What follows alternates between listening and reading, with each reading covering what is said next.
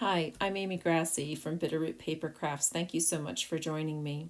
Today I want to talk to you about what to do when you get a Craft with Heart kit and it just doesn't work for your scrapbooking memories, style, etc.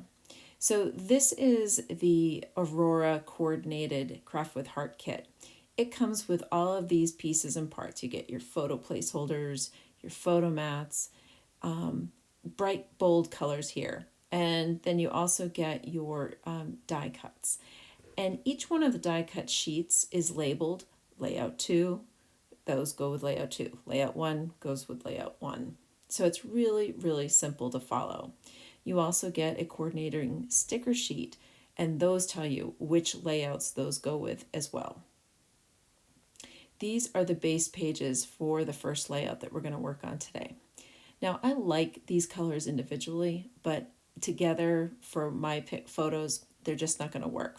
So I decided to bring in some paper scraps from the Aurora workshop kit that I had already done. I also decided to bring in some of the stamps and thin cuts from this coordinating stamp set as well.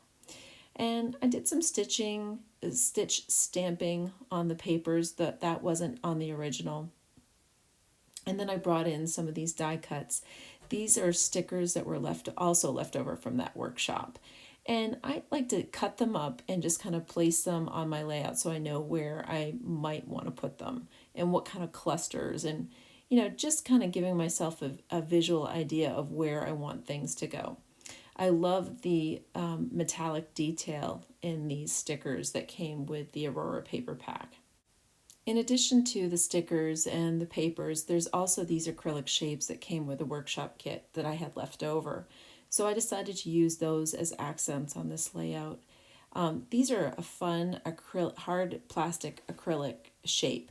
If you want, you can actually heat emboss on top of these as well. I didn't do that today, but that's just a neat feature that you can do if you don't particularly like that peacock color that went with, this set. So here I am kind of putting everything down into its final spot. I'm going to use a liquid adhesive to glue those acrylic shapes down. I'm also going to add a little bit of sparkle and shine. So here are some still shots of the first page, and then the second page is just a carbon copy of the first one. So let's move on to the second layout. So on this layout, I did, again, like the colors, but it just had a real juvenile theme to it, reach for the stars. So I decided to tweak it just a little bit. What I did was I took my base page and I cut a 1/2 inch of that constellation paper off the top and off the edge. And then I remounted it to a piece of sapphire cardstock. What I was trying to do is bring in more of that darker color, that sapphire tone that carried through from the first layout that we did over to this one. And reach for the stars. I knew I needed to tweak that title just a little bit. So I had brought in some other things that I thought I might use. That's what you see, that charcoal love and the hearts there. I didn't end up using those in this final layout, but that's just what I did. So one of the easy things to do when the title just doesn't work for you is get out your scissors and cut it apart. So I ended up removing the reach for portion of this, and I'm just kind of monkeying around with the title to find out what's going to work for me.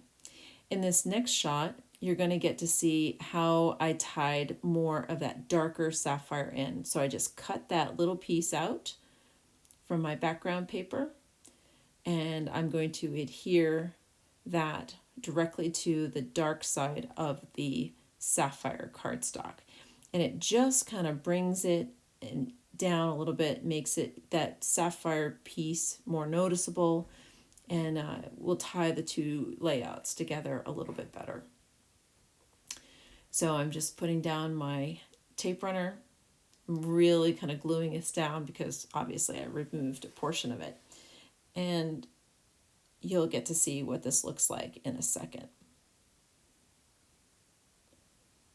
So you have to be really careful because The Tombow tape runners are unforgiving when you put your papers down. They do not come apart easily.